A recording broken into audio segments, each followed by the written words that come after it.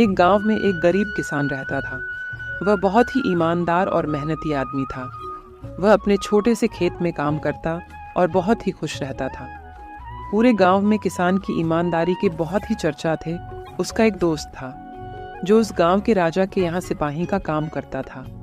वह किसान से उसके घर रोज मिलने जाता था। एक बार राजा ने अपने दरबार में एक ऐलान किया कि मेरे बगीचे में काम करने वाला एक अच्छा सा कारीगर चाहिए जो मेरे बगीचे के पेड़ पौधों और फूलों का ध्यान रख सके। राजा का यह ऐलान सुनकर किसान के दोस्त सिपाही ने सोचा, यही मौका है किसान से मित्रता निभाने की। मैं उसे यहाँ बगीचे में काम पर लगवा दूंगा। उसका व मेरा साथ भी रहेगा एवं किसान का भला भी हो जाएगा। यह सोचकर उसने राजा से कहा, महाराज, मैं आपके लिए एक ऐसे आदमी को लेकर आऊंगा जो यह काम अच्छे से कर लेगा। जाओ, कल से ही उस आदमी को बगीचे में काम करने के लिए कह दो। उसी वक्त वह सिपाही अपने दोस्त किसान के पास पहुंच गया और उसने किसान को बगीचे के काम की सारी बात बता दी और किसान ने भी काम करने के लिए खुशी खुशी हाँ कर दिया। अगले ही दिन सिपाही अपने दोस्त के साथ राजमहल पहुंच गया। सिपाही उसे राजा के सामने लेकर गया और राजा ने उस किसान को बगीचे की पूरी देखभाल का काम सौंप दिया। राजा ने कहा, तुम अगर पूरी ईमानदारी के साथ मेरे बगीचे में काम करोगे तो मैं तुम्हें 50 सोने की मुद्राएं हर महीने दूंगा। हाँ महाराज, मैं पूरी ईमानदारी से आपके बगीचे में काम करूंगा। किसान बगीचे में बहुत दिल लगाकर काम करता था। कुछ दिन बीत गए।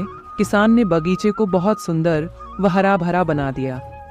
राजा को उसका काम बहुत पसंद आया। एक दिन किसान बगीचे में कुछ खुदाई कर रहा था तो उसने जमीन के नीचे कुछ महसूस किया। तो उसने खुदाई की तो देखा वहां नीचे एक बड़ी सी संदूक थी। वह सोने और चांदी से भरी हुई थी। ये देखकर किसान बहुत खुश हुआ और अपनी ईमानदारी दिखाते हुए राजा के पास पहुंचा। महाराज, जब मैं आपके बगीचे में पौधे गाड़ने के लिए खुदाई कर रहा था तो मुझे सोने चांदी से भरा हुआ एक संदूक मिला। चलो हम अभी चलकर वहां देखते हैं।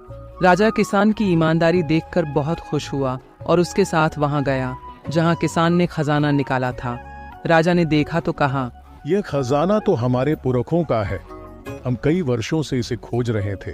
खजाना देख राजा बहुत ही खुश हो जाता है। राजा अगले दिन किसान को पूछता है, तुम्हें क्या इनाम चाहिए? मालिक, मुझे कुछ नहीं चाहिए। मेरे पास जो भी है मैं उसी में खुश हूँ। राजा उसकी इतनी अच्छी बात सुनकर और खुश हो गया और उसने किसान को अपना मंत्री बनाने का फैसला किया। किसान ने राजा की बात मान ली और मंत्री बन गया। दोस्तों, कहानी अच्छी लगी हो तो प्लीज लाइक सब्सक्राइब करके कमेंट में बताओ।